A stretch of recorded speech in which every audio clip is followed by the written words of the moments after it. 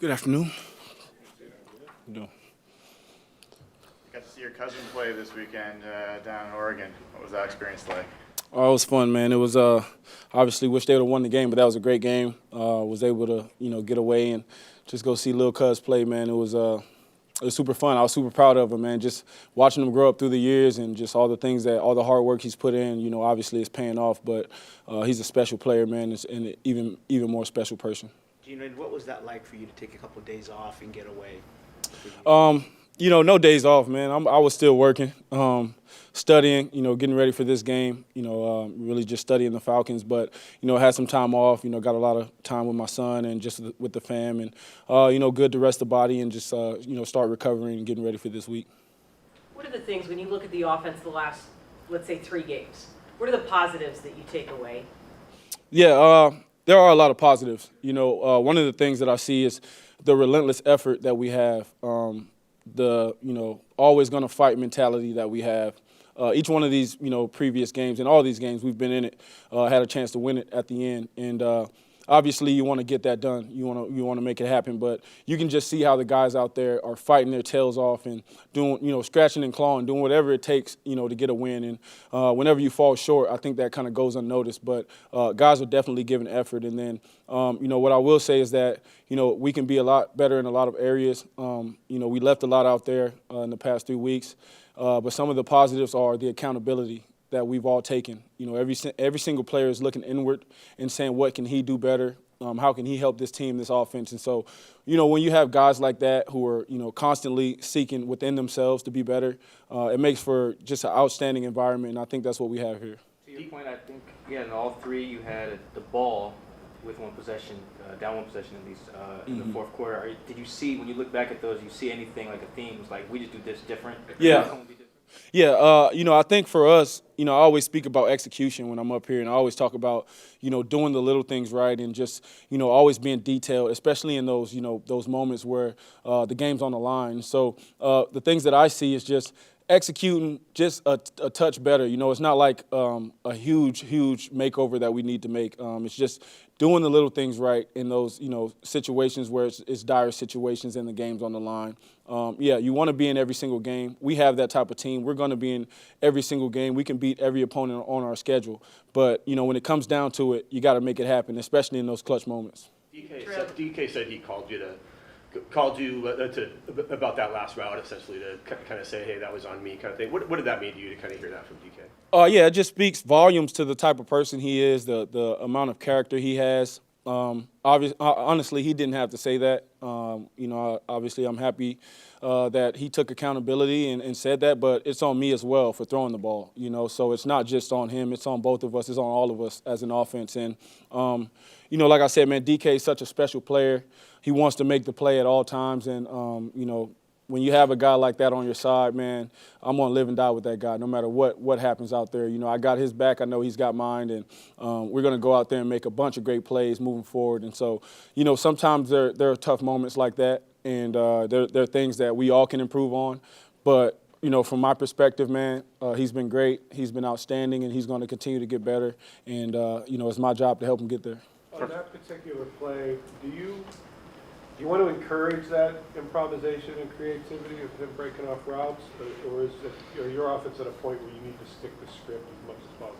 Yeah, obviously we want to stick to the script and, like I said, do all the little things, right? Like whatever it is, whether it's, me in the pocket, my timing, my reads, or the receivers, running routes. It all works together. And so, we want to stay on script, but we're so great off script as well. You've seen us make a ton of plays where I've broken the pocket and been able to scramble and, hit big plays to Tyler or to Jackson or DK. And so in those moments, again, man, like, you never question the guy's decision-making, what he saw. You just talk through it and use those as learning experiences. That's the best part is that although, it sucked at the moment and I hated it and we all did, we were able to learn from it and gain from it, so it doesn't go in vain. And like you said, man, just want to stay on script at all times.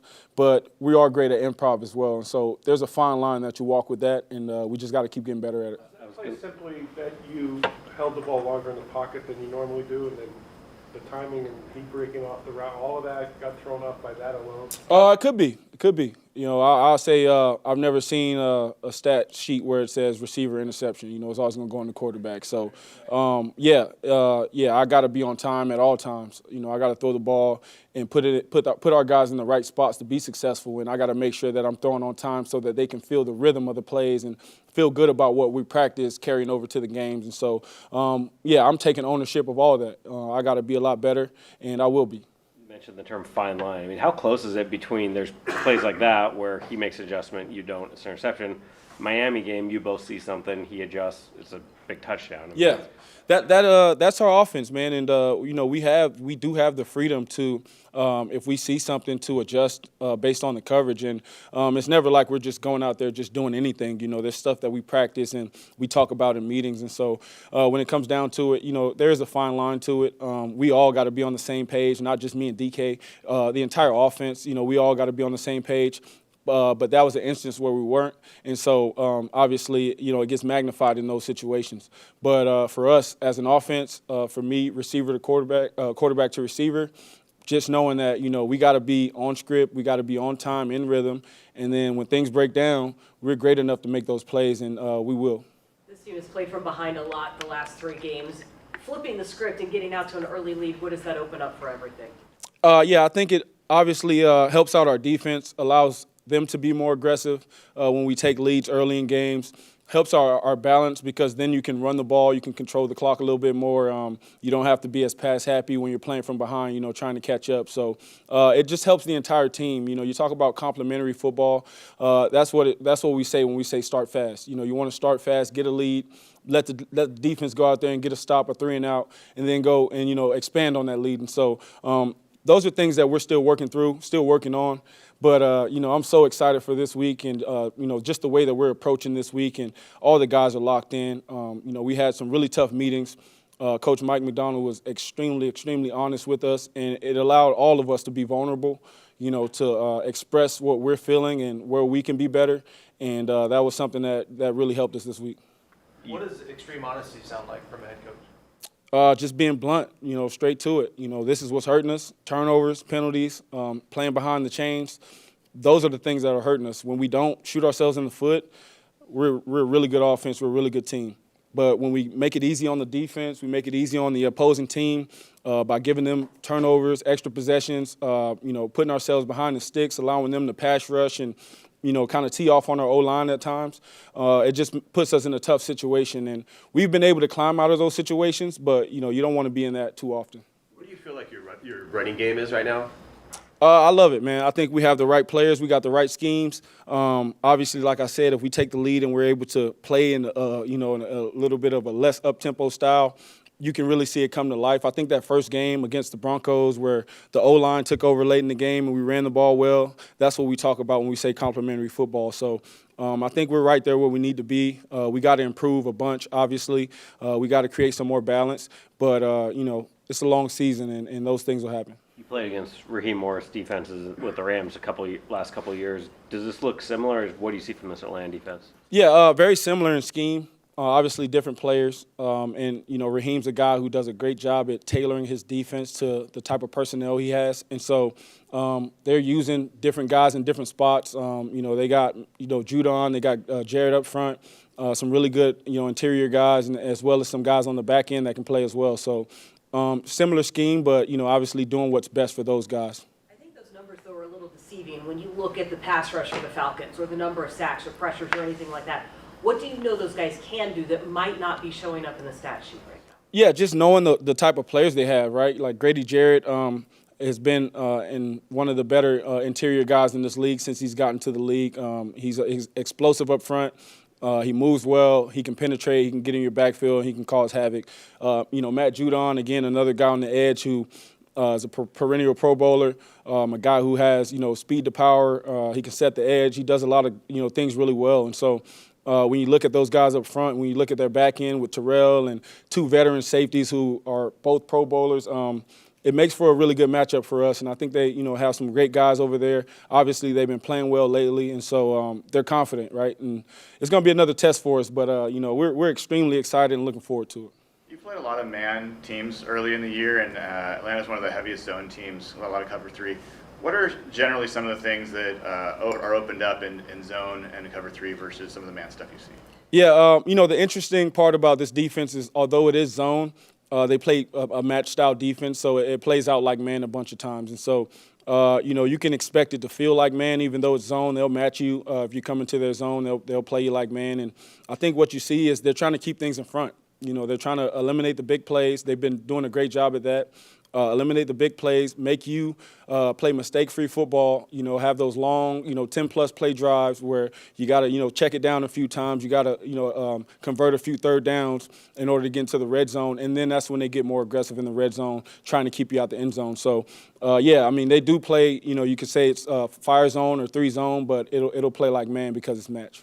Some of the penalties on offense, you guys had stuff like ineligible downfield, legal shift, OPI, things like that. You guys had reps out here at practice. Are they calling it tighter in games than what you've seen in practice on those? I mean, it varies game to game, honestly, and each referee crew has a different, emphasis that they look at, and so that's something that we got to be aware of as well.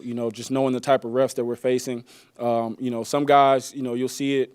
Some guys don't call it as tight, as far as, lineman downfield or some of those things. And other games, they're calling it every time. So you just got to adjust in the game and just, know the type of refs you're facing and know the things that you can't do, which is obviously some things that have been hurting us. And so we're doing everything we can to correct that.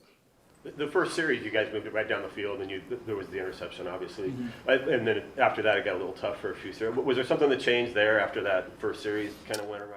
Yeah, I'll just take it back to execution, man. Like, again, it's always going to be what we do. We're going to face a tough opponent every single week. There's going to be drives that you're not going to score every single drive in the NFL. That's the reality.